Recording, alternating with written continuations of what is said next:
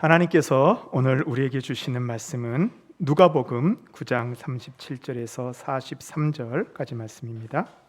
이튿날 산에서 내려오시니 큰 무리가 맞을세 무리 중에 한 사람이 소리질러 이르되 선생님 청컨대 내 아들을 돌보아 주옵소서. 이는 내 외아들이니이다. 귀신을 그를 잡아 갑자기 부르짖게 하고 경련을 일으켜 거품을 흘리게 하며 몹시 상하게 하고야 겨우 떠나가나이다. 당신의 제자들에게 내쫓아 주기를 구하였으나 그들이 능히 못하더이다. 예수께서 대답하여 이르시되 믿음이 없고 패역한 세대여, 내가 얼마나 너희와 함께 있으며 너희에게 참으리요. 내 아들을 이리로 데리러 오라 하시니 올 때에 귀신이 그를 거꾸러뜨리고 심한 경련을 일으키게 하는지라. 예수께서 더러운 귀신을 꾸짖으시고 아이를 낫게 하사 그 아버지에게 도로 주시니 사람들이 다 하나님의 위엄에 놀라니라. 그들이 다 그 행한 모든 일을 놀랍게 여길세 예수께서 제자들에게 이르시되 아멘. 이것은 하나님의 말씀입니다. 할렐루야. 주님의 전에 나오신 우리 모든 성도들 환영합니다. 우리 함께 인사하겠습니다. 하나님이 당신과 함께 하십니다. 같이 인사할까요? 하나님이 당신과 함께 하십니다. 하나님이 당신과 함께 하십니다. 하나님이 우리와 함께 하십니다. 예수님께서는 우리 마음밭이 열매 맺는 옥토가 되어야 된다고 말씀하셨습니다. 하나님이 약속해 주신 은혜가 우리에게 임할 것을 믿고 우리가 시험 앞에서 흔들리지 않고 끝까지 주님을 신뢰하며 나아갈 때 우리가 하나님의 열매 맺는 주님의 모든 성도님들 될 것을 믿습니다. 아멘. 우리가 이제 성경을 이렇게 쭉 읽다 보면요, 성경에 많은 이야기들이 있습니다. 모세가 이스라엘 백성들을 위해서 홍해를 갈랐던 기적이나 예수님께서 병자를 고치시고 귀신을 내어쫓는 기적들을 우리는 성경에서 읽게 됩니다. 근데 우리가 이런 기적들을 읽을 때요, 우리 마음 가운데 드는 생각이 있습니다. 왜 지금 나에게는, 우리에게는 이런 기적이 일어나지 않을까? 왜 예수님이 나에게는 이런 능력을 주시지 않았을까?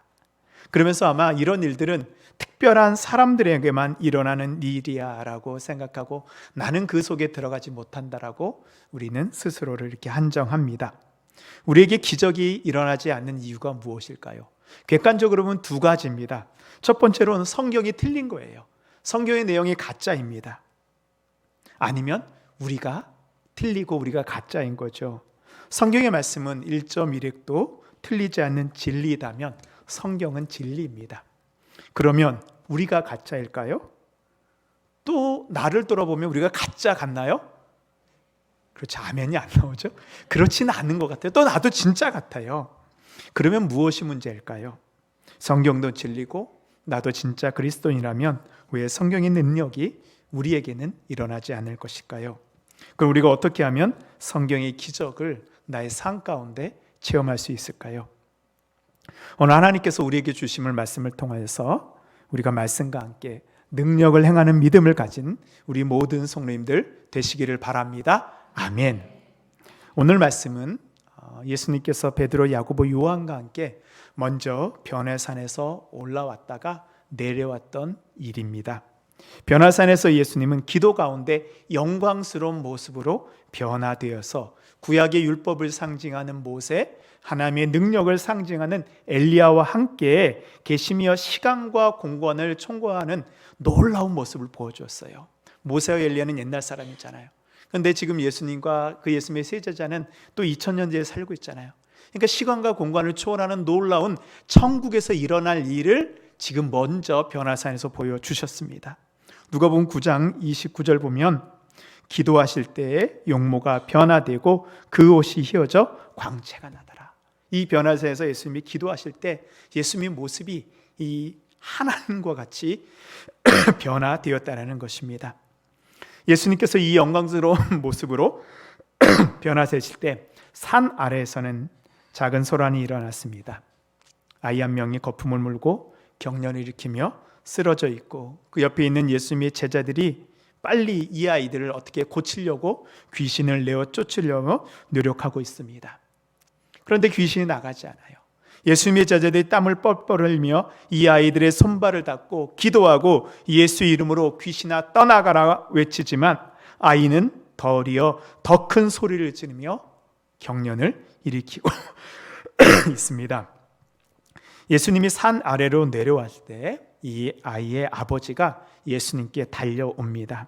오늘 38절 보시면 무리 중에 한 사람이 소리질러 이르되 선생님 청컨대 내 아들을 돌보아 주옵소서. 이는 내 외아들이니이다.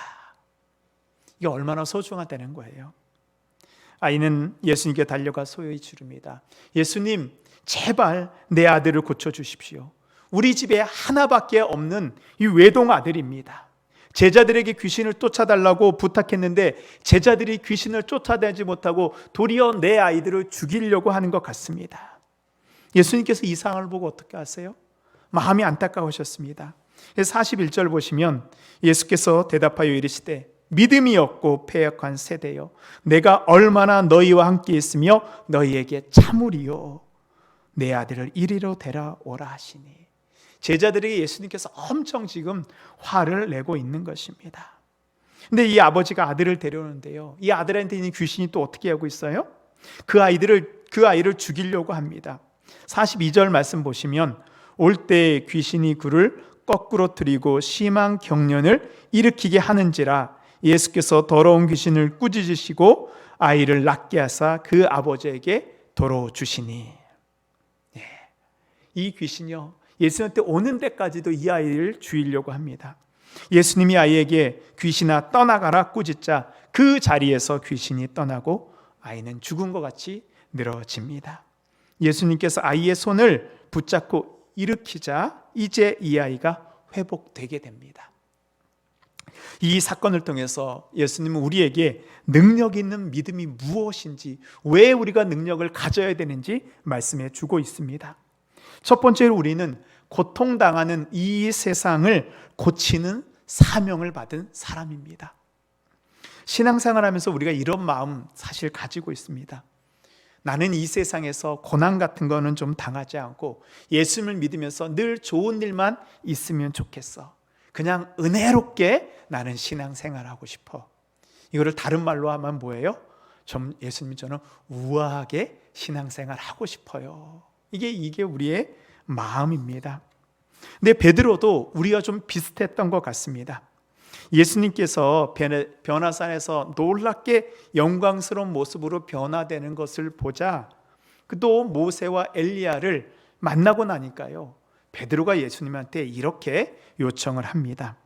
9장 33절 보면요, 두 사람이 떠날 때 베드로가 예수께 여짜오되 주여 우리가 여기 있는 것이 좋사오니 우리가 초막셋을 짓 때 하나는 주를 위하여 하나는 모세를 위하여 하나는 엘리야를 위하여 하사이다. 이제 베드로가 그 변화사에서 막 꿈이 깨지려고 해요. 이 모세와 엘리야가 떠나려고 합니다. 그러니까 베드로가 마음이 급해졌어요. 베드로가 그렇게 꿈에 그리던 모세도 봤죠, 엘리야도 봤죠. 또 예수님의 모습은 어때요? 변화되어서 하나님과 같이 빛나는 모습으로 계시니 베드로가 어떤 거예요? 이것이 너무 좋은 거예요. 떠나기 싫은 것입니다. 그래서 다시 그 산 위에서 세상으로 내려오고 싶지 않아서 예수님께 요청을 해요. 예수님 이곳에다 초막셋을 짓고요, 이 천국 같은 변화사에서 예수님 계속 있으면 안 됩니까? 근데 지금 산 밑에서는 무슨 일이 일어나고 있어요? 이 귀신들이요, 하나밖에 없는 외아들을 지금 죽이려고 하고 있습니다. 그런데 이 귀신을 쫓아낼 수 있는 능력 있는 사람이 없습니다. 우리가 예수님을 만나서 이 은혜를 받을 때가 있잖아요. 부흥할 때 너무 받고, 부흥해야 할 때 은혜를 우리가 크게 받고, 너무 좋을 때는 어때요? 집에 가고 싶어요? 안 가고 싶어요? 우리 막 중고등학교 시절 때, 우리 청년 시대 때 그땐 부흥이 뜨겁게 했잖아요. 저녁 6시부터 시작했고 밤 12시까지 끝났잖아요. 그럼 12시부터 또 이렇게 처리하다 보면은 막 이렇게 하늘도 천국 가는 입심 체험도 하고 막 방언하고 막 그러면 어때요? 집에 가기 싫잖아요. 그렇게 또 교회에서 처리하다가 또 새벽 부흥회 시작하면 또 새벽하고 그제서야 집에 가고 그랬잖아요. 예전에 교회에서 기도원에서 참 그렇게 은혜로운 부흥회 많이 할 때 또 어떤 날 이렇게 은혜 있는 능력 있는 강사님이 오신다고 하면 어때요? 예배당 입구까지 앉을 자리가 없습니다. 그래서 또 어떤 분들은요, 제가 아는 분도 기도원에서 은혜 받은 분은요, 기도원에서 몇 달씩 숙식하면서 계속 기도원에 있는 거예요. 예, 내려오기가 싫은 거예요. 내려오면 어때요? 싸워야 되죠. 고통이 있죠. 사람들하고 부딪혀야 되니까 그냥 기도원에 계속 있는 거예요. 물론 우리가 이분들의 열정은 지금도 배워야 됩니다. 우리가 예전의 신앙을 회복해야 됩니다. 근데 예수님께서 어떻게 하셨어요?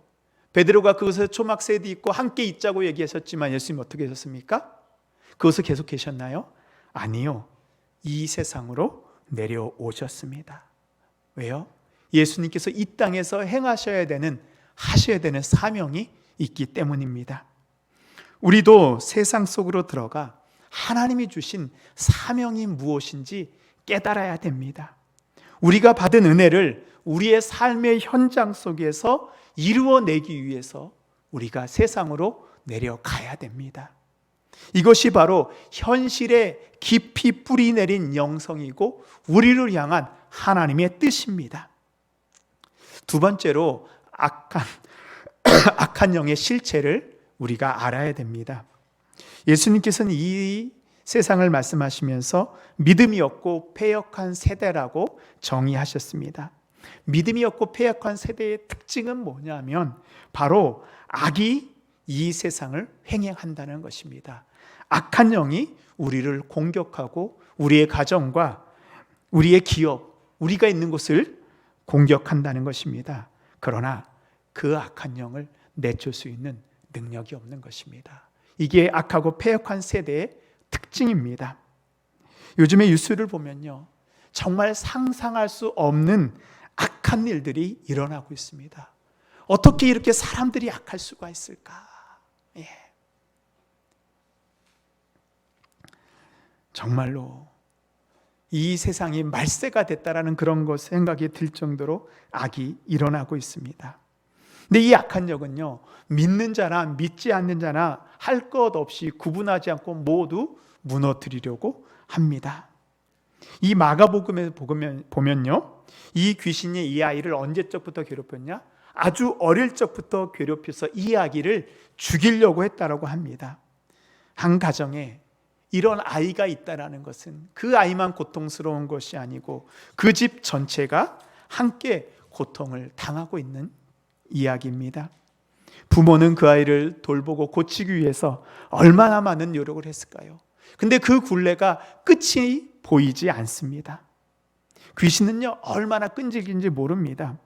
본문에서도 제자들이 아무리 기도해도요, 이 귀신이 나가지 않습니다. 예수님이 능력으로 이 귀신을 쫓아내려고 해도 어때요? 우리 본문에서 읽은 것 같이 귀신이 마지막까지 발악을 하면서 격려를 일으키면서 아이를 죽게 하려고 합니다. 이 어둠의 세력은 끝까지 우리를 멸망시키려고 합니다.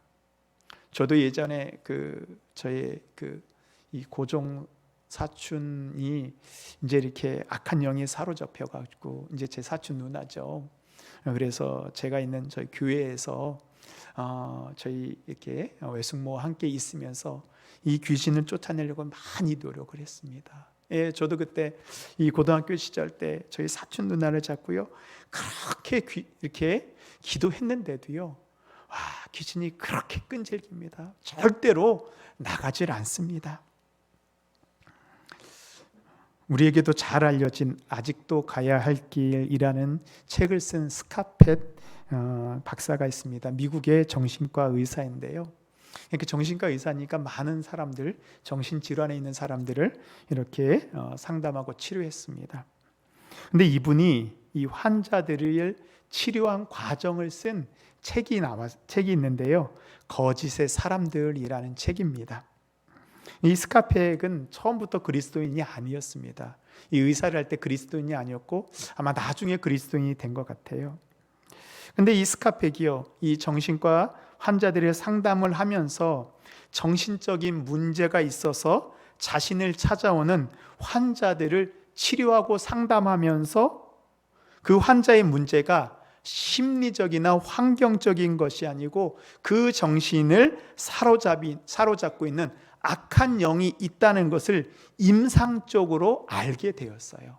그러니까 처음부터 악한 영이 있구나라고 아니고 이 사람이 계속 환자들을 만나고 치료하다 보니까 그 영혼을 사로잡고 있는 무언가 거대한 악이 있는 것을 알게 되었습니다. 사실 우리나라 이 정신과 이 의원 병원들은 사실 상담하기 보면 대부분 약을 처방 많이 하거든요. 근데 미국의 이 정신과 의사들은 깊이 이렇게 상담을 하면서 치료하는 그런 의사들이 아예 따로 있습니다. 이 스카펙은 그런 사람이었습니다. 근데 스카펙이 보니까요, 악한 영이 환자를 사로잡아서 아무것도 못하게 만들고 결국은 환자를 죽이려고 한다는 거예요. 상담을 하면 환자가 스스로 죽으려고 하는 것입니다. 죽고 싶다라는 소리를 계속 듣는 거예요. 근데 이 스카펙은요, 의사가 아니기 때문에 무슨 이렇게 죽기 의식, 귀신을 쫓는 그런 것 같은 하지는 않았습니다. 그런데 상담을 통해서 환자가 자신의 문제의 근원이 악한 영으로부터 왔다라는 것을 깨닫게 해주려고 노력을 했어요. 그래서 환자 스스로 그 악한 영과 단절하기로 다짐하게 했을 때 많은 환자들이 치료받는 것, 병에서 회복되고 자유를 얻는 것을 이 스카펙은 경험을 하였습니다. 우리도요, 우리 특별히 그리스도인들은 이 세상 권세를 잡고 있는 악한 영의 실체를 알아야 됩니다. 이 귀신은요, 어디 엉뚱하고 저런 이렇게 산이나 아니면 강이나 무덤이 그런 데에 있는 것이 아닙니다. 우리의 주변에 있습니다. 그리고 우리의 주변을 괴롭히고 우리를 공격하고 있다라는 거예요. 그리고 이 악한 영은 쉽게 쫓겨나가지 않습니다. 어떻게든 우리의 영혼과 육체를 상하게 하고요, 우리의 공동체인 이 가정과 기업과 교회를 무너뜨리려고 합니다. 오늘 말씀에서 귀신 들린 아버지는 누구를 찾아왔습니까? 예수님께 아이를 데리고 왔어요. 왜 예수님께 데려왔습니까?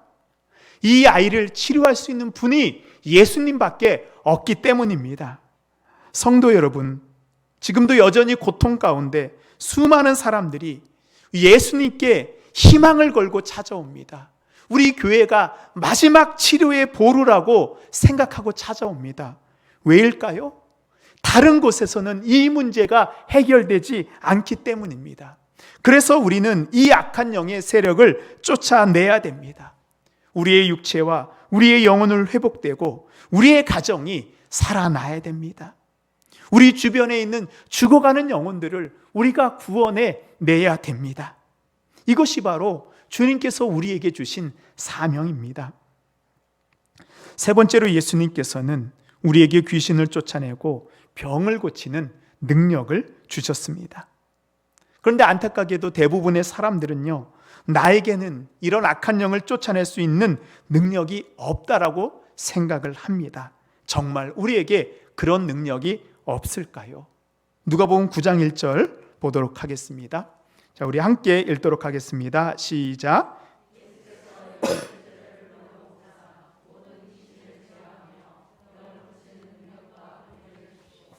아멘. 오늘 말씀에 보면 제자들에게 귀신을 제어하며 병을 고치는 능력과 권위를 주셨다라고 말씀하고 있습니다. 예수님께서는 제자들에게 이런 것들을 모두 주셨습니다. 그러자 제자들이 이 능력을 가지고 귀신을 쫓아내며 병을 정말 고치게 됩니다. 9장 6절 말씀 보면요, 제자들이 나가 각 마을에 두루 다니며 곳곳에 복음을 전하며 병을 고치더라. 아멘. 예수님께서 능력을 주자 제자들이 실제로 이 능력을 행했습니다. 예수님께서는 제자들뿐만 아니라 믿는 우리에게도 능력을 주셨습니다. 마가복음 16장 17절에 보면요, 믿는 자들에게는 이런 표적이 따르니 곧 그들이 내 이름으로 귀신을 쫓아내며 새 방언을 말하며. 아멘. 이 말씀을 우리에게 주시는 말씀으로 우리가 받아야 됩니다.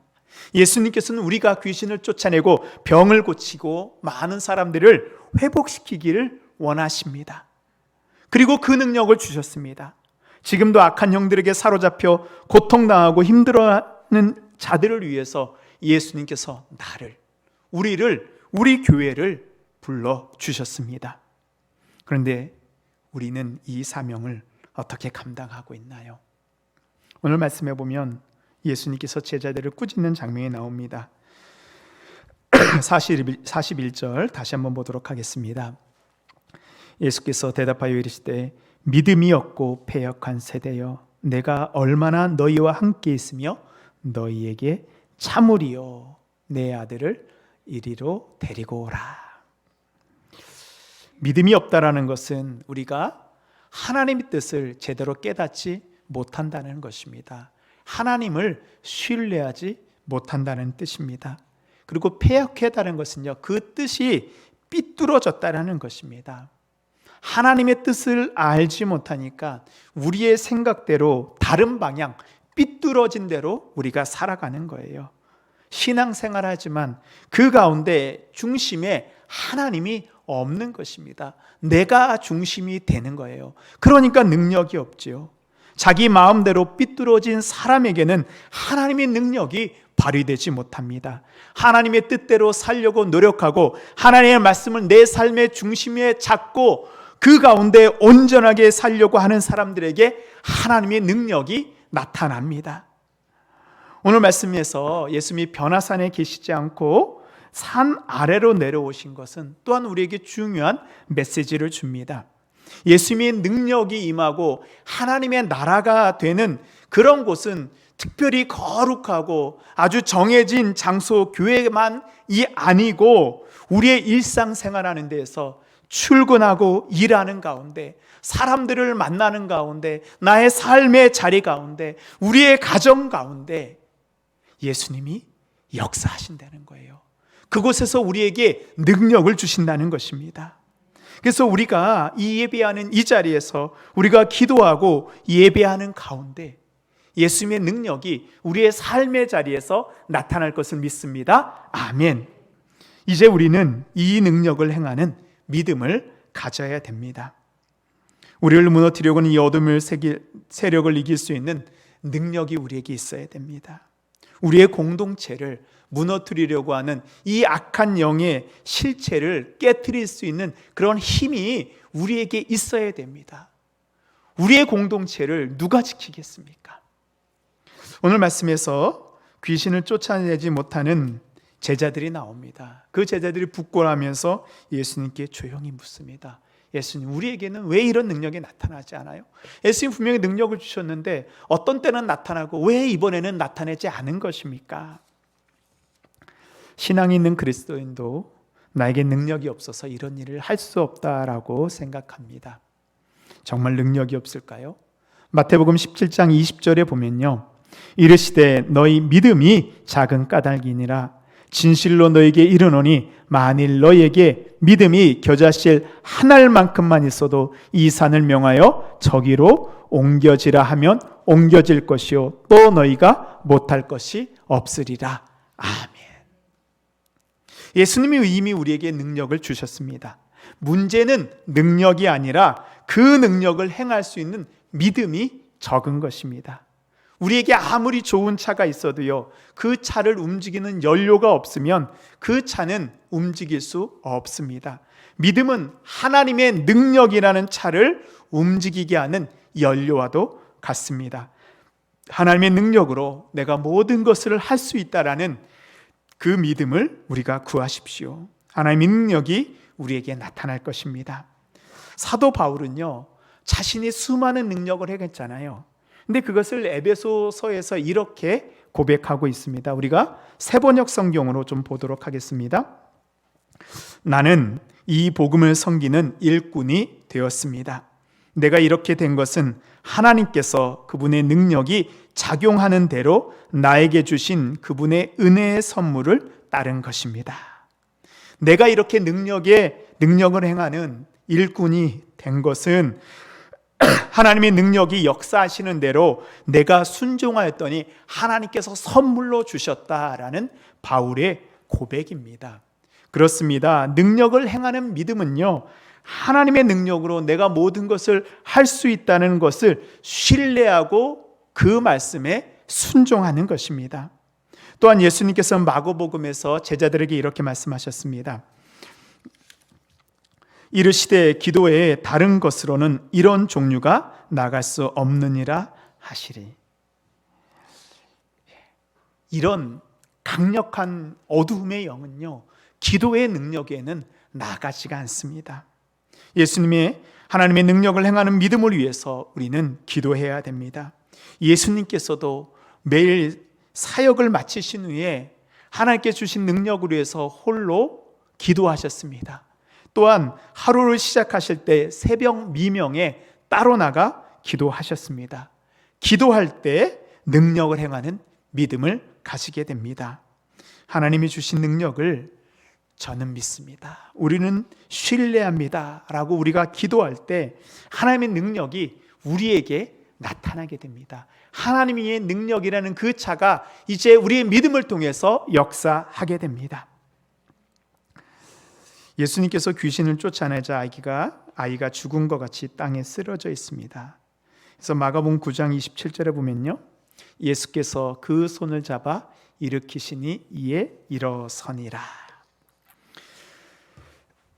예수님께서 이 아이의 손을 잡아 일으킬 때, 근데 이 일으키다라는 이 말은요, 헬라어로 에게이로라는 말이 쓰였습니다. 근데 이 에게이로는 그냥 일으킨다라는 뜻이 아니고요, 예수님께서 이 에게로이라는 단어를 사용할 때에는 죽은 사람을 살리실 때만 이 단어를 사용하셨어요. 그러니까 사실은요, 이 아이는 어떻게 보면은 이 귀신으로 인해서 죽은 아이였습니다. 이미 영혼과 육체가 다 파괴되었습니다. 근데 예수님께서 귀신을 쫓아내고 이 아이를 일으키실 때 이 아이가 새로운 생명을 얻게 된 것입니다. 그래서 이 에게이로는요, 예수님의 부활, 예수님이 죽음에서 사망에서 일어나셨다, 부활할 때에도 바로 쓰인 단어가 이 에게이로입니다. 예수님을 만나기 이전에 이 아이는 귀신에 사로잡혀 매일처럼 죽음과 같은 지옥의 삶을 살았습니다.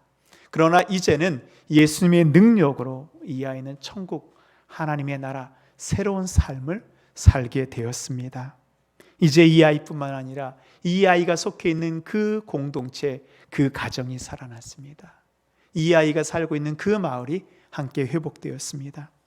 예수님의 능력은 단순히 귀신을 쫓아내는 그 정도가 아닙니다. 예수님의 부활의 능력이 우리에게 임하고 그 사람에게 임할 때 예전에 귀신의 지배를 받는 삶에서 회복되고 새로운 생명, 새로운 삶을 살게 됩니다.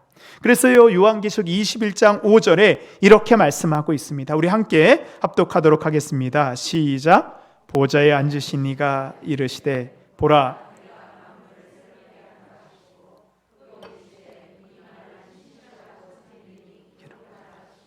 아멘. 예수님께서 뭐라고 말씀하셨어요? 보라, 내가 만물을 새롭게 하노라. 예수님의 능력이, 예수님이 우리에게 임하시면요, 모든 것이 새로워집니다. 우리의 삶이, 우리의 가정이, 우리의 기업이, 우리의 교회가 새로워지게 됩니다. 그래서 우리가 하나님께 능력을 구할 때 우리는 작은 생각으로 이렇게 기도합니다. 단지 이 병만 낫게 해주십시오, 이 귀신만 쫓겨나가게 해주십시오 기도합니다. 내 하나님의 능력이 임하면요, 이 정도가 아닙니다. 육체의 질병이 치료될 뿐만 아니라 귀신이 쫓겨나가고 우리와 모든 사람들의 영혼과 육체가 회복되는 놀라운 역사가 일어나게 되는 것을 믿으시기 바랍니다. 아멘. 이게 하나님의 나라가 하늘에서와 같이 땅에도 임하여지는 바로 역사입니다.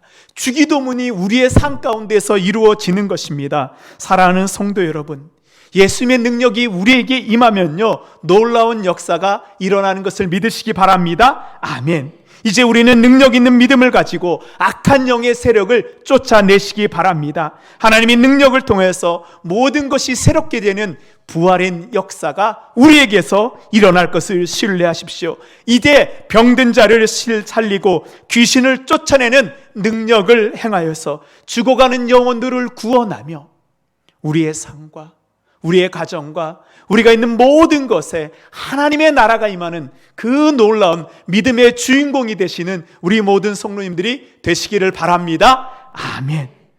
이제는 우리를 죄악 가운데서 구원하여 주신 예수 그리스도의 크신 은혜와 우리가 연약할 때 우리와 함께 하시며 너는 내 아들이라 우리의 피난처 되어 주시는 아버지 하나님의 그 극진하신 사랑하심과 우리가 어둠의 세력에 사로잡혀 주저앉고 두려워할 때 우리의 두 손 잡아주시며 우리에게 이 악한 영을 이길 새 힘과 새 능력 주시는 성령님의 교통교제 역사 인도하심이 이 배역하고 믿음이 없는 세대 가운데 하나님의 나라가 임하기를 간절히 소원하고 이 땅에 그 주신 사명을 감당하기로 다짐하는 우리 모든 성도님들의 머리 위에 하나님께서 지키시는 우리의 가정과 자녀 위에 하나님이 보호해 주신 우리의 기업과 일터와 직장과 학업 위에 이 세상을 어둠의 영으로부터 구원하는 주님의 몸된 동신교회 위에 이제부터 영원토록 함께 하시기를 간절히 축원하옵나이다. 아멘.